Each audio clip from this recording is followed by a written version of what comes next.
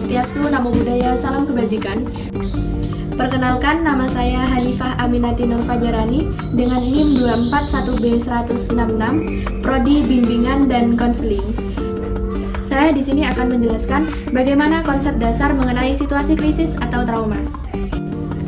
Jadi, krisis adalah kondisi saat seseorang merasa sangat tertekan karena masalah yang sedang dia hadapi dan merasa sulit mencari jalan keluarnya. Sedangkan trauma adalah luka batin akibat pengalaman yang sangat menyakitkan atau menakutkan. Jadi, krisis ini lebih sulit situasinya daripada trauma. Sedangkan trauma adalah dampak emosional yang tertinggal akibat dari krisis yang sedang dihadapi.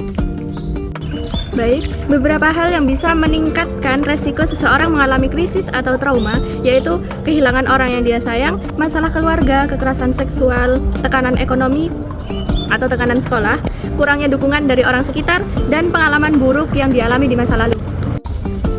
Coping mechanism adalah cara seseorang menghadapi stres, krisis, atau trauma. Contoh coping yang positif yaitu curhat kepada orang yang terpercaya, berdoa atau mendekatkan diri kepada Tuhan, olahraga atau melakukan hobi, konseling dengan para ahli. Contoh coping yang negatif yaitu menyendiri terus-menerus, marah berlebihan, menghindari masalah, dan menyalahkan dirinya sendiri. Teman-teman, setiap orang punya reaksi yang berbeda terhadap krisis atau trauma itu sendiri.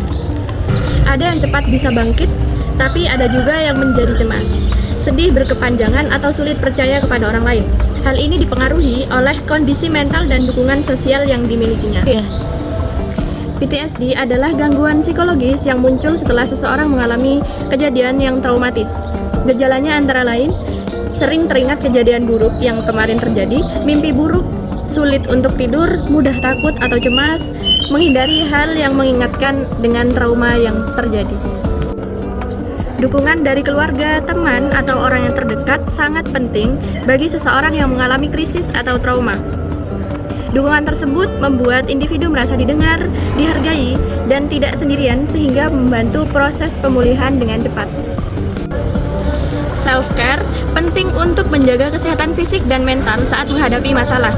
Beberapa contoh self-care antara lain, yang pertama, istirahat dengan cukup, yang kedua, makan makanan yang sehat, yang ketiga, olahraga ringan, yang keempat, melakukan kegiatan yang disukai, yang kelima, menenangkan diri dan berpikir positif. Baik, pentingnya memahami krisis dan trauma. Profesional kesehatan mental perlu memahami krisis dan trauma agar bisa memberikan bantuan yang tepat, memahami kondisi klien, dan membantu proses pemulihan dengan baik dan benar. Pengaruh stigma sosial. Stigma sosial membuat seseorang merasa malu atau takut mencari bantuan. Karena itu, masyarakat perlu lebih peduli, tidak mudah menghakimi, dan memberikan edukasi tentang pentingnya kesehatan mental. Yang terakhir ada konsep resiliensi.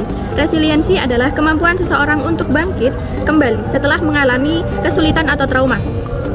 Orang yang memiliki resiliensi biasanya lebih mampu menghadapi masalah dan berusaha kembali menjalani hidupnya dengan baik.